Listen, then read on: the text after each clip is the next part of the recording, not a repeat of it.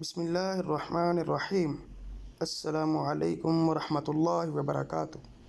عورت کو ابھارنے کا طریقہ، جیسا کہ ہم پہلے ذکر کر چکے ہیں کہ ہم بستری میں شوہر کے لیے ضروری ہے کہ اپنی بیوی کے جذبات اور شہوت کو ابھارے۔ اس ابھارنے کے مختلف طریقے ہیں جو ہر عورت کے ساتھ الگ الگ ہیں۔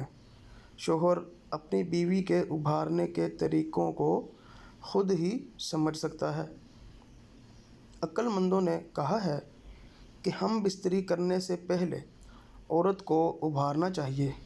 عورت کے وسطانوں کے سرے کی گھنٹیوں کو مس لے اور اعلیٰ تناسل کے سرے سے رحم کے منہ کو مس لے کہ ان حرکتوں سے عورت کو جلدی انزال ہو جاتا ہے، اور جب عورت کو انزال ہونے لگتا ہے تو اس کی حالت بدل جاتی ہے اور سانس زور سے لیتی ہے، اور جب عورت کو انزال ہو جائے تو ضرور وہ اپنے شوہر سے دل اور جان سے محبت کرے گی۔